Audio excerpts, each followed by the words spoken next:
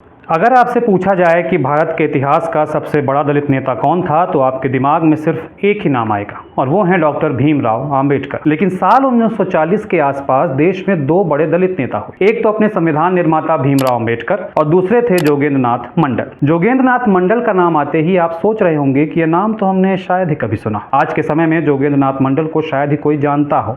इन्हें पाकिस्तान का अंबेडकर भी कहा जाए तो गलत नहीं होगा। पाकिस्तान का अंबेडकर इसलिए क्योंकि आज़ादी के वक्त मंडल ने जिन्ना के बहकावे में आकर पाकिस्तान को चुना, वहीं चले गए।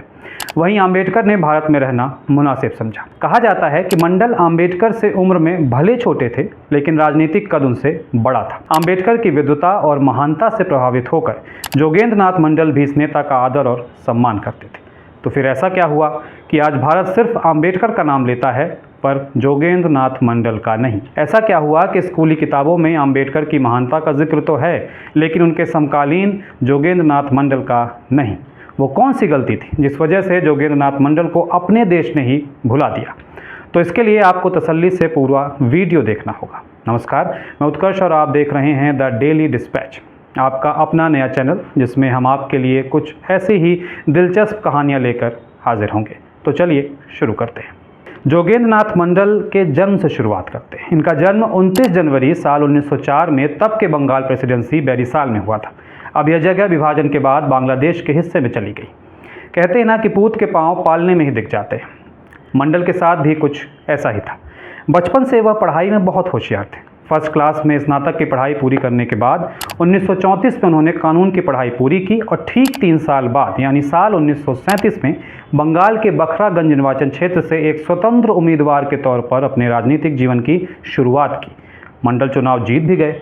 वह महान क्रांतिकारी नेता सुभाष चंद्र बोस और उनके भाई सत्येंद्र नाथ बोस से खासा प्रभावित थे। इन दो नेताओं के कांग्रेस में होने के चलते मंडल को लगता था कि उनका और उनके समाज का कल्याण यही है।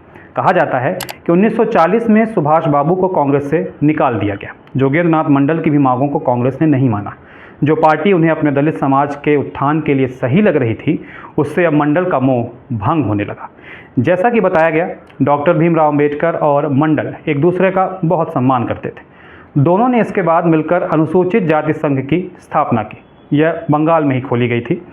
मंडल को अपने समाज का उत्थान और उसका भविष्य भारत में नज़र नहीं आ रहा था।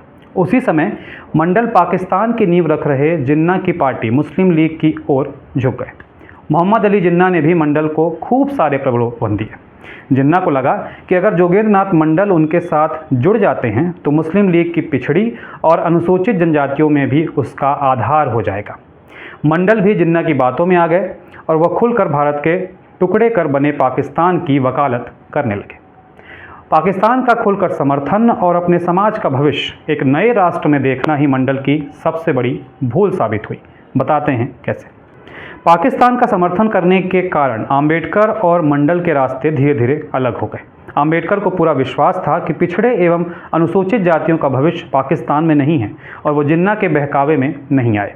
उन्हें पता था कि समाज का हित यहीं भारत में सुरक्षित है। यद्यपि अंबेडकर कांग्रेस से नाराज थे लेकिन भारत छोड़ने का विचार उनके मन में कभी नहीं आया। दूसरी ओर जोगेंद्र नाथ मंडल जिन्ना के चक्रव्यूह में फंस चुके थे। क्या आपको पता है या शायद यह भी बहुत कम लोग जानते होंगे कि भारत के संविधान सभा के लिए चयनित नामों में भीमराव अंबेडकर पहली पसंद नहीं थे। उन्हें सदस्यों की लिस्ट से बाहर रखा गया था। कांग्रेस ने संविधान सभा के लिए भेजे गए 296 सदस्यों में अंबेडकर को जगह नहीं दी थी। इससे अंबेडकर खासा निराश हो गए थे। उन 296 की सूची में मात्र 31 दलित थे।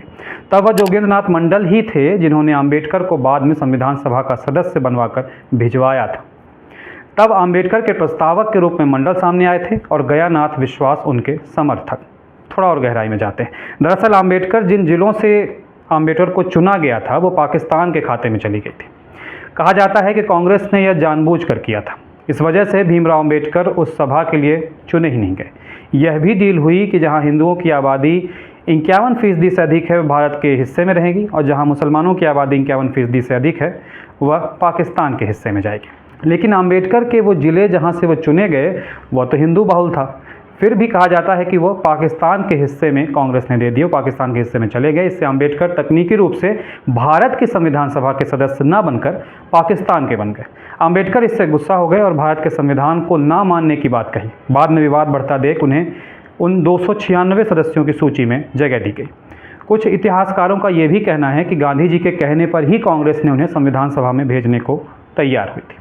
दो नए मुल्क में से एक पाकिस्तान के अब जोगेंद्र मंडल नागरिक थे। एक बड़ी आबादी के साथ वह एक नए मुल्क के रहवासी बन गए थे। उन्होंने पाकिस्तान निर्माण के दौरान बंगाल के कुछ इलाके जहां अनुसूचित व पिछड़ी जातियों को मंडल ने विश्वास दिलाया कि समाज का बेहतर भविष्य वहीं है। वहीं जिन्ना के राज में उनका ख्याल बहुत रखा जाएगा, ये भी बताया गया। वहाँ के लोग भी मंडल की बातों में आकर पाकिस्तान को वोट दे आए। हालांकि मंडल पहले विभाजन के समर्थन में नहीं थे।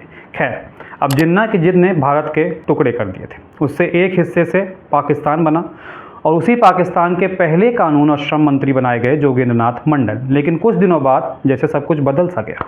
जिन्ना के रहते ही गैर मुसलमानों पर अत्याचार होने लगे। बलात्कार, लूट, हत्याएं, आगजनी आम हो गई। जिन्ना से इसकी शिकायत मंडल ने भी की, लेकिन कोई फ़ायदा नहीं हुआ। जोगेंद्र नाथ मंडल को अब अपनी गलती का एहसास होने लगा था। पता चल गया था कि उन्होंने पाकिस्तान को चुनकर और अपने समाज को बेहतर भविष्य के कारण वहाँ जहाँ लेकर आए वो तो वादा खिलाफी है। विभाजन के बाद जिन्ना तो जैसे मंडल की एक भी शिकायत को सुन ही नहीं रहे थे। 1948 में जिन्ना की मौत के बाद स्थिति और भी बदतर हो गई। वह काम बस के मंत्री रह गए। उन्हें उनके ही चुने देश में गद्दार घोषित कर दिया, यानी पाकिस्तान ने उन्हें गद्दार घोषित कर दिया। उनकी एक भी नहीं सुनी जाती थी। जिन्ना की मौत के बाद पहले पीएम लियाकत अली खान भी उनकी एक न सुनते थे। वो खुद को ही कसूरवार ठहराने लगे। लियाकत अली खान को लिखे पत्र का एक भी जवाब न मिलने और हिंदुओं को सताए जाने के बाद उन्होंने पद से त्यागपत्र दे दिया और भारत आ गए। वो भारत आए थे 3 साल बाद, यानी 1950 में। 1947 की खुशी खुशी पाकिस्तान जाने वाले मंडल 3 साल बाद 1950 में भारत वापस आ गए थे। जोगेंद्र नाथ मंडल ने बड़ी पीड़ा के साथ लियाकत अली खान को पत्र लिखा और अपने इस्तीफे के बारे में बताया। मंडल ने लिखा कि पाकिस्तान में हिंदुओं को उनके घरों से बाहर कर दिया गया। वह हिंदू धर्म को मानते हैं, इसलिए शायद उनके साथ ऐसा हो रहा है। मुस्लिम लीग के नेता पाकिस्तान को एक इस्लामिक राष्ट्र मानते हैं। निर्दोष लोगों को सताया जा रहा है। महिलाओं के साथ बलात्कार हुआ, उनका घर सामान सब लूट लिया गया। हिंदुओं की संपत्तियों पर स्थानीय मुसलमान और पुलिस कब्जा कर रही थी। जहां पुलिस के कैंप लगे होते थे वहां हिंदुओं को अपनी महिलाएं भेजने को कहा जाता था। कराची और सिंध के 363 हिंदू मंदिरों और गुरुद्वारों में मुसलमानों का कब्जा है। वहाँ मोची की दुकानें खोल दी गई हैं, कत्ल खाने और होटल बना दिए गए हैं। यही नहीं, देश के बंटवारे के बाद हिंदू लगातार पलायन कर रहे हैं। ये सब बातें मंडल ने उस पत्र में लिखी थी, क्योंकि उन्होंने ये भी कहा कि क्योंकि मुसलमानों ने हिंदू वकीलों, डॉक्टरों, दुकानदारों, व्यापारियों, व्यवसायियों का बहिष्कार कर दिया। लंबे चिंतन और संघर्ष के बाद मैं इस नतीजे पर पहुंचा हूं, यानी मंडल ने यह कहा, पाकिस्तान में हिंदुओं के रहने की कोई जगह नहीं है। उनका भविष्य धर्मांतरण या विघटन की भयावह छाया से ग्रस्त है। मंडल के जिन्ना को लिखे पत्र से हमने अहम अंश ये आपके सामने रखे थे। इसके बाद भारत आने पर भी मंडल की वह इमेज नहीं रही। असल में जब वो 3 साल बाद भारत लौटे, यानी साल 1950 में, तो उन्हें शक की निगाह से देखा जाता था।